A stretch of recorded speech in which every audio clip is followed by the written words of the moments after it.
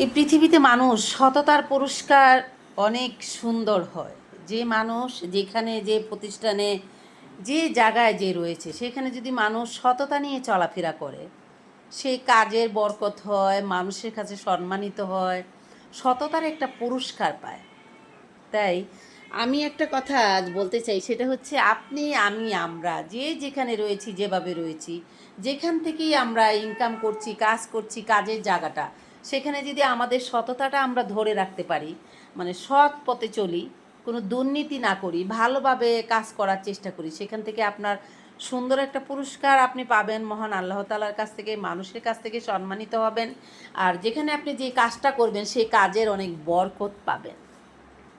আর মানুষের কাছে তো সবচেয়ে বেশি মূল্যবান জায়গাটা আপনার সেখানে থাকবে যখন আপনি আপনার জায়গাটা অনেক মজবুত করে ধরে রাখবেন, সততার সহিত চলাফেরা করবেন।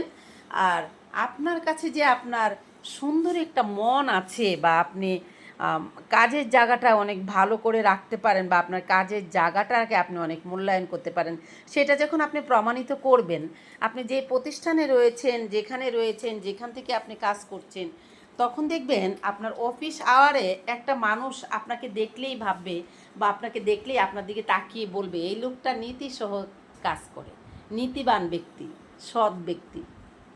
সেই কথাটা আপনার সামনে বলবে, বা আপনাকে দেখলেই তাদের এই কথাটা মনে হবে।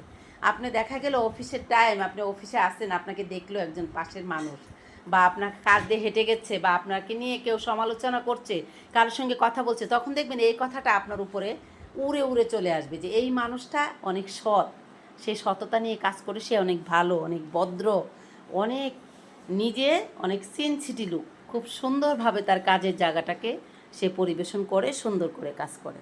তাহলে বিষয়টা কি দেখা গেল?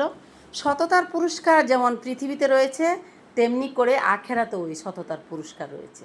তাহলে বন্ধুরা, আমরা যে যেখানে আছি, যেভাবে আছি, সেখান থেকে আমরা সেইটুকু কাজ তো করতেই পারি, তাই না? সেটুকু কাজ হচ্ছে একটি শব্দ, সেটা হচ্ছে সততা। সততা একটা শব্দ হতে পারে, কিন্তু এটার ভূমিকা কিন্তু অনেকগুলো রয়েছে। আমরা হয়তো শব্দটা ছোট্ট দেখছি যে সততা নিয়ে কাজ করতে হবে, সততাভাবে বাঁচতে হবে, সৎভাবে বাঁচতে হবে, কিন্তু সেটার কিন্তু অনেক অনেক বেশি বেশি ভূমিকা রয়েছে। যে ভূমিকাগুলো আপনার নিজের মধ্যে যদি ধারণ শক্তি করতে পারেন, সেটার জন্য পুরস্কার আপনি সব জায়গায় পাবেন, পৃথিবীতেও পাবেন, আখেরাতেও পাবেন, মানুষের কাছে সম্মানিত হবেন, মানুষ আপনাকে সম্মান করবে, মূল্যায়ন করবে, সব কিছু। আপনি একটা শব্দের অনেকগুলো ভূমিকা রয়েছে, সেগুলো যেদিন আপনি পালন করবেন, দেখবেন আপনার মূল্য টেকাচ্ছে কে। আর পুরস্কার সেটা প্রত্যেকটা জায়গায় আপনি দাপে দাপে পাবেন। তো বন্ধুরা, আজ এই ভিডিওর মাধ্যমে একটি কথাই বলতে চাই, আমরা যে যেখানে রয়েছি, যেভাবে রয়েছি, সেখান থেকে আমরা আমাদের সততাটা ধরে রাখার চেষ্টা করব। সততাটা ধরে রাখার চেষ্টা করলে দেখবেন নিজের কাছে নিজে অনেকটা বেশি পিওর থাকতে পারবেন। আপনি যখন আয়নার সামনে দাঁড়াবেন, দাঁড়ায় নিজের দিকে তাকিয়ে আপনি বলতে পারবেন, আপনার নিজের কাছে বলতে পারবেন যে আপনি সৎ, আপনি আদর্শবান, আপনি আপনার জায়গায় ঠিক আছেন।